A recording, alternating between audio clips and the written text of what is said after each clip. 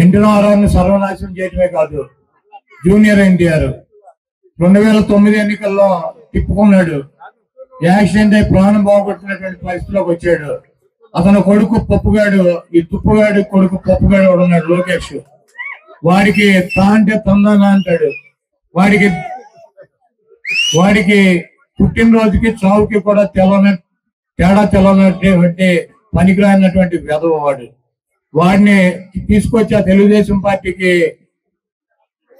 ముఖ్యమంత్రిని చేయాలి, అధ్యక్షుడిని చేయాలని చెప్పి ఆ ఎన్టీఆర్ జూనియర్ ఎన్టీఆర్ చిన్నాని మీద అనేక కుట్రలు చేసి అతన్ని అనేక రకాలుగా ఇబ్బంది పెట్టేటువంటి పరిస్థితి ఉంటుంది.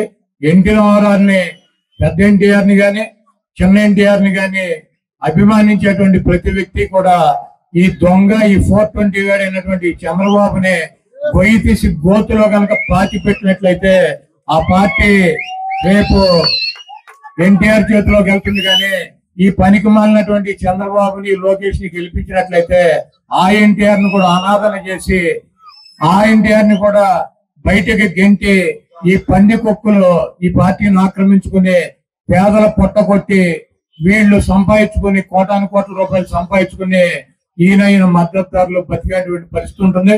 కాబట్టి ఎన్టీ రామారావు నిర్మాణించేటువంటి ఎన్టీఆర్ అభిమానులు కావచ్చు, రాజశేఖర రెడ్డి గారు నిర్మాణించేటువంటి రాజశేఖర రెడ్డి గారి అభిమానులు కావచ్చు, గౌతులచ్చన్న గారు చూపించినటువంటి మార్గంలో నడిచేటువంటి వ్యక్తులు కావచ్చు, డాక్టర్ బిఆర్ అంబేద్కర్ గారు చూపించినటువంటి ఆయన చూపించినటువంటి దారిలో నడిచేటువంటి జగన్మోహన్ రెడ్డి గారికి మనందరం కూడా మద్దతు ఇవ్వాల్సినటువంటి అవసరం ఉంది.